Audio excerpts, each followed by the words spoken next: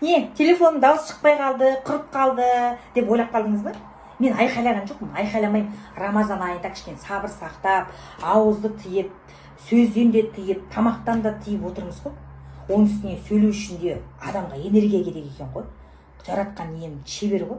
Анау тамақ ішпегеннен кейін айқайлап сөйлемейді екенсің ғой. Мән істеп отырмын, кешке таман ауыз ашқаннан суын ағызып жеймін деп отыр. Сол үшін істеп отыр. Құдай қаласа енді сондай болып шықса енді. Елдің бәрі неше түрлі тамақ істеген салады ғой. Мен тек ұнатпаймын. Тамақ істеген салғанды ше. Не керегі бар оның? Біреу тамақ таппай жатқан шығар. Біреу соны жегісі келетін шығар, жүйрік адам, иә? Неше түрлі нәрсе бар. Оны солардың істегенін алып істей қояйын десең бар ғой, бірдеңе қосып жіберді арасына.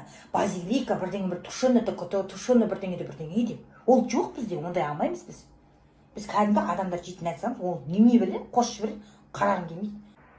Сіздер не істеп жатсыздар? Баяғыда сіңілім күйеуіменен кепті қалаға қонаққа. Күйеуім айтты, бала-шағаға тез-тез тамағын берді, шық. Өзім жұмыстан келіп, тез-тез тамақ істеп жатқан ғой, шық. Мыналарды бір жерге апарып тамақтандырайық деді. Ойбай деп елпілдеп қуанып жүгіріп шыға қалдым. Онда тек кафеге бару деген анда-санда бір жылда бір болатын нәрсе еді ғой. Соны бардық, менің қолыма меню түсті. Мен заказ беретін болдым. Заказды түк көрмегенде берген болдым. 10 шашлик, ортаға мынандай плов, 2 түрлі салат келді. Ойбай, күйеуім маған бүйтіп қарайды. Өлә, бітсе екен тағы не бербеймін деп жүрегім шүпірекке тиіп отқам. Аналарды өлә, ужас, өлген жібергеніне 4 адамға ты что деп жатыр ғой жаңағы. Қарным ашып өзімніңше. Соның бәріне тоймай қалам ба деп бере-берген ғой.